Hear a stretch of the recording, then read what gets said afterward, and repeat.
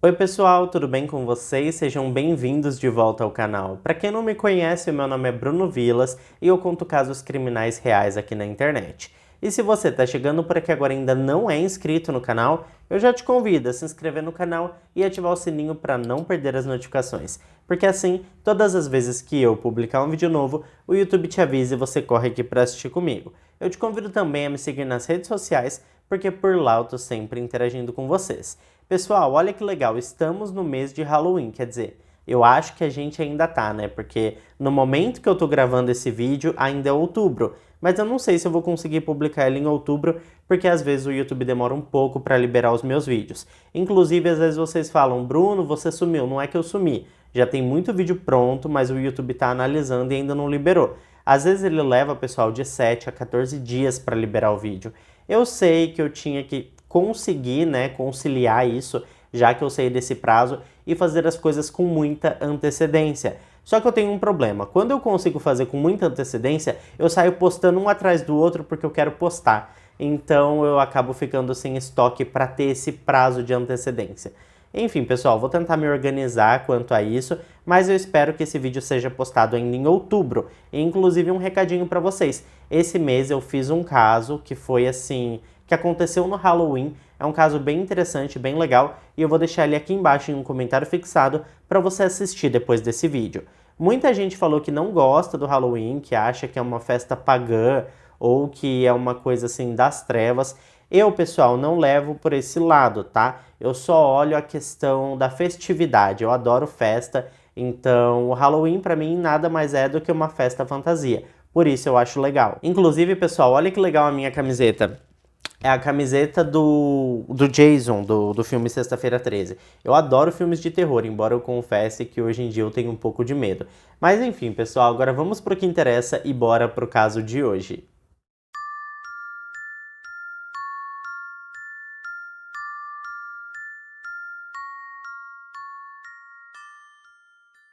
Naomi Louise Smith nasceu no dia 4 de março de 1980, ou seja, temos aqui uma pisciana. Seus pais se chamavam Brian e Catherine Smith, e ela tinha 3 irmãos mais velhos, sendo assim, além da caçula da casa, a única filha menina do casal.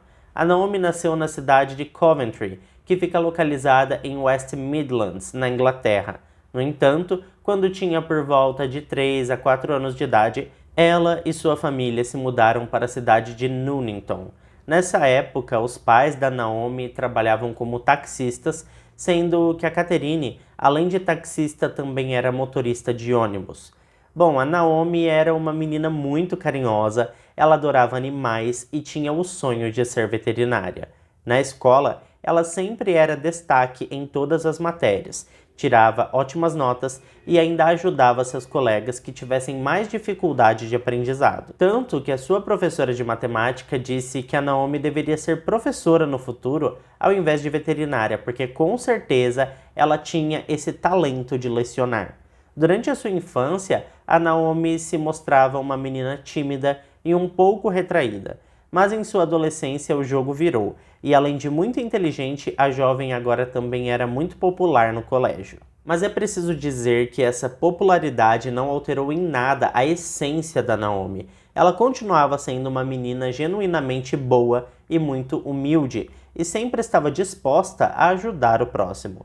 Como eu ia dizendo, tudo ia muito bem na vida da jovem Naomi, até que chegamos no dia 14 de setembro de 95.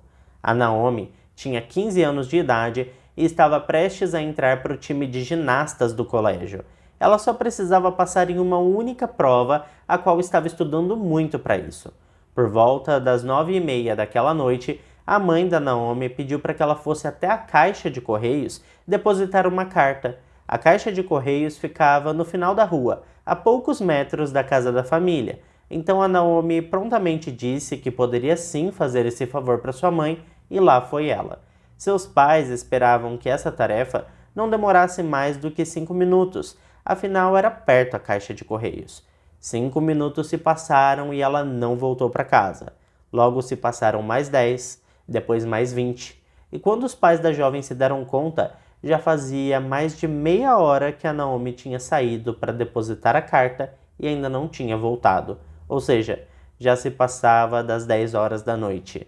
O Brian e a Catherine não ficaram preocupados inicialmente, porque além de se tratar de uma região muito tranquila, eles presumiram que o motivo do atraso no retorno da filha era porque, provavelmente, ela devia ter encontrado algum colega no caminho e estava batendo papo.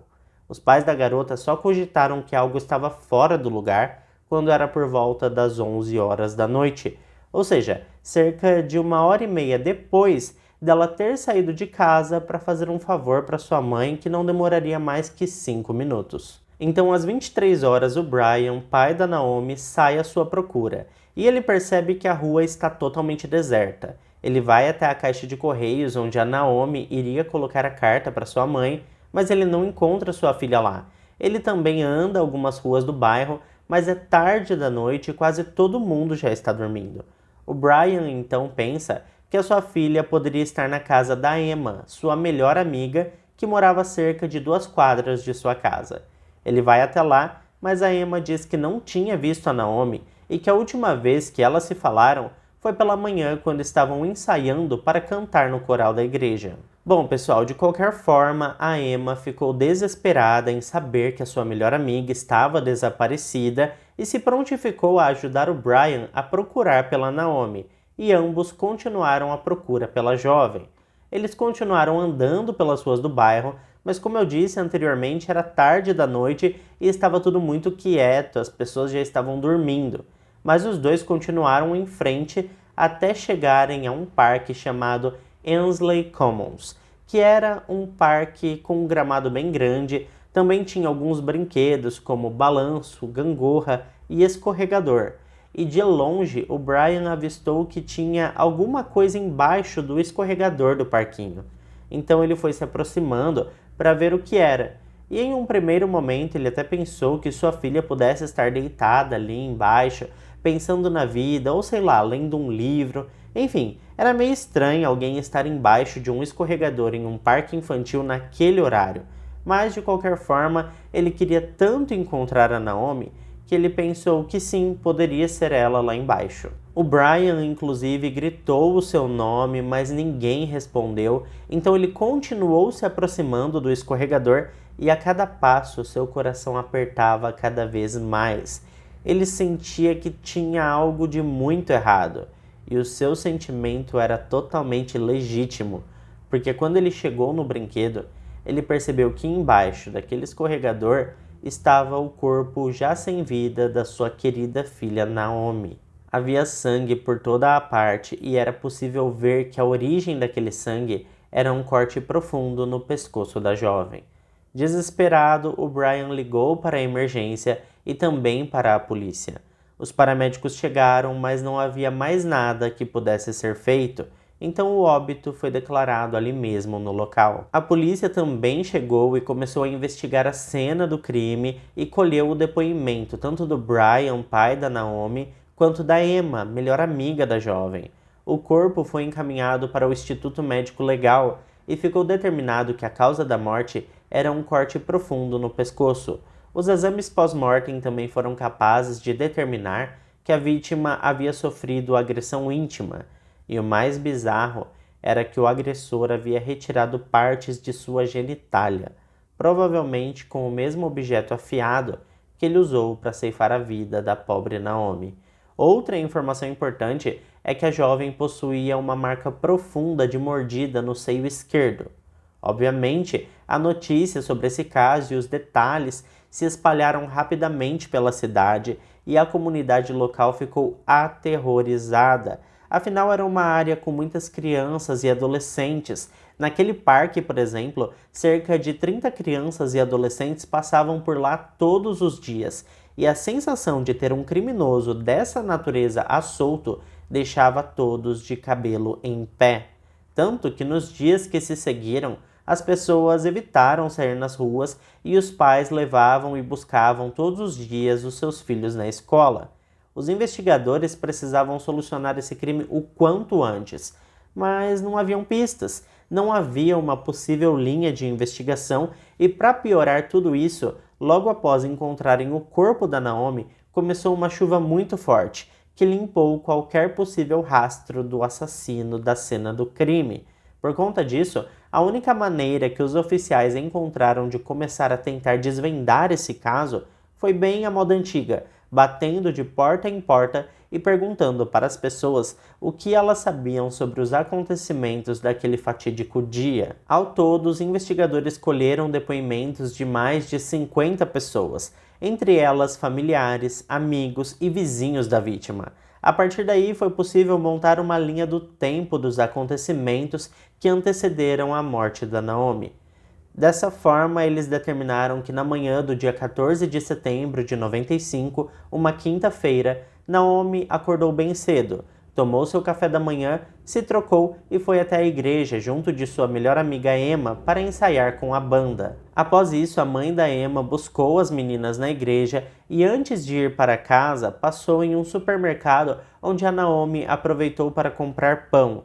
Em seguida, a Naomi foi deixada em sua casa e a Emma e sua mãe seguiram para sua residência.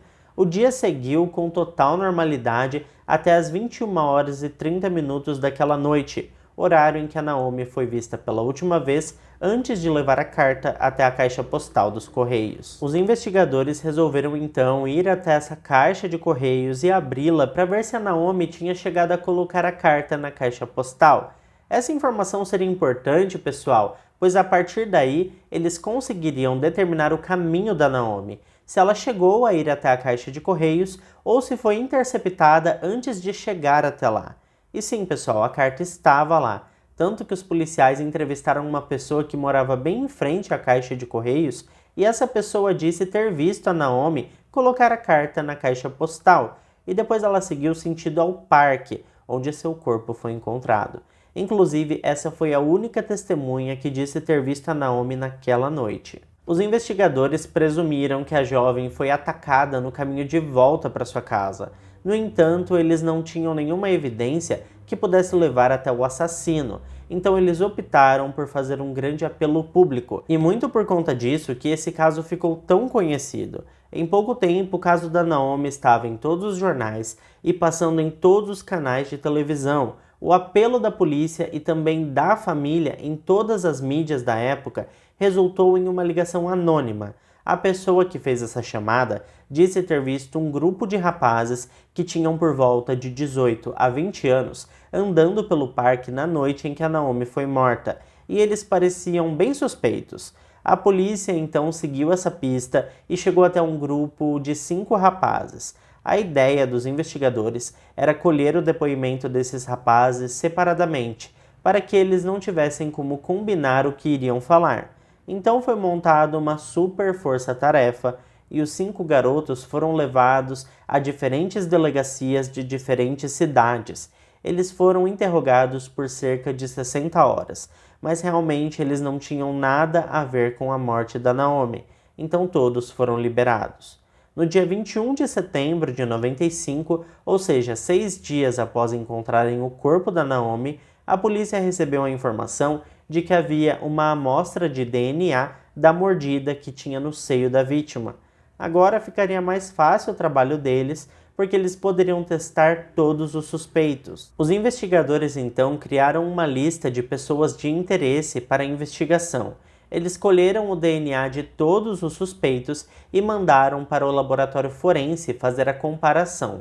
A análise foi bem rápida e o laboratório voltou com o resultado, e uma das amostras enviadas pela polícia tinha 80% de correspondência com o DNA encontrado na mordida no corpo da vítima. Esse DNA, pessoal, era de um jovem chamado Edwin Hopkins, de 19 anos de idade.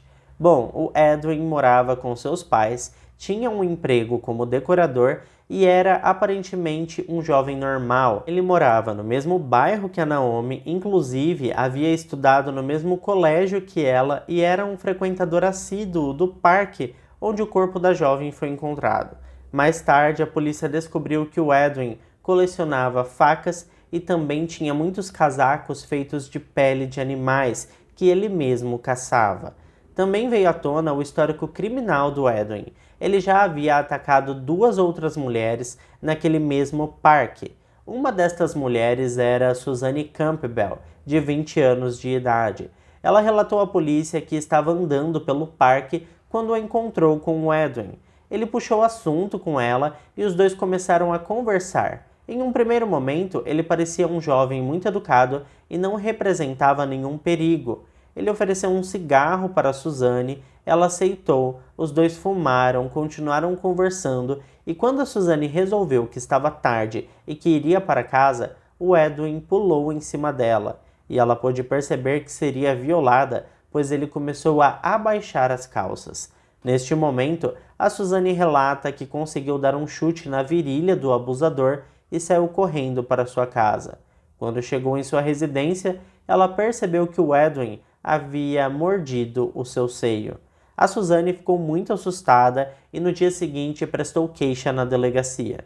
Não se sabe o porquê, mas na época o Edwin não foi preso e nem mesmo acusado. E isso me dá muita raiva, pessoal, porque se ele tivesse pagado pelo seu crime, a Naomi provavelmente estaria viva. Antes de acusá-lo formalmente, a polícia queria saber a dinâmica dos acontecimentos daquele dia para que pudesse pegar o Edwin de jeito. No momento em que eles colheram o DNA do Edwin, ele estava junto com a sua irmã, que acabou sendo o seu álibi para a noite do dia 14 de setembro. Na altura, ela disse aos investigadores que os dois estavam jogando videogame e que o Edwin disse que buscaria um lanche para eles por volta das 9h30 da noite. Cerca de 15 minutos depois, portanto às 9h45, ele já estava de volta em casa com os lanches. Depois disso, eles passaram a noite toda jogando. Bom, agora a polícia tinha uma amostra de DNA que comprovava que o Edwin havia mordido a Naomi. Então eles resolveram falar novamente com a irmã do rapaz, e desta vez ela admitiu que tinha mentido. Ela disse que, na verdade, o seu irmão demorou 1 hora para voltar ao invés de 15 minutos, e que quando chegou em casa, ela percebeu que ele estava usando roupas diferentes do momento em que ele saiu de casa.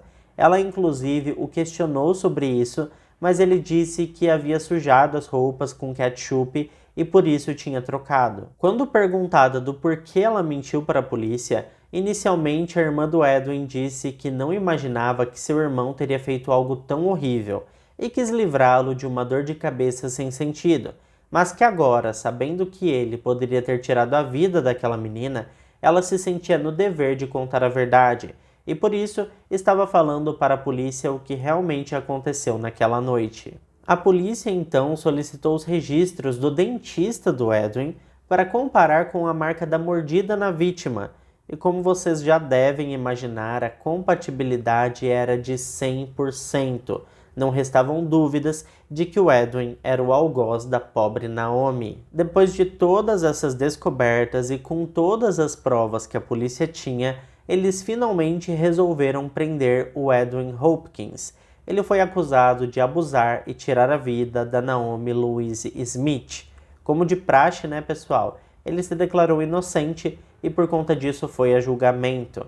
No seu primeiro dia de julgamento, o Edwin implorou por misericórdia ao júri e disse que ele era um inocente sendo injustiçado. Tadinho, né, gente? Olha, ele foi tão injustiçado. Enfim, desculpa a ironia, mas é que eu fico chocado com a cara de pau desse povo que vai a julgamento. Eles sempre são uns anjinhos, né? Bom, o julgamento seguiu e o Edwin manteve do início ao fim o seu álibi de que saiu apenas por 15 minutos e quando a promotoria rebateu com o depoimento da sua irmã, ele disse que ela devia estar confusa porque ele não passou mais que 15 minutos fora de casa. Inclusive, ele negou ter trocado de roupas e disse que a sua irmã estava totalmente confusa. O que é mais frustrante de tudo isso, pessoal, é que como ele não confessou o seu crime, nós nunca saberemos como foi a dinâmica desse encontro entre ele e a Naomi.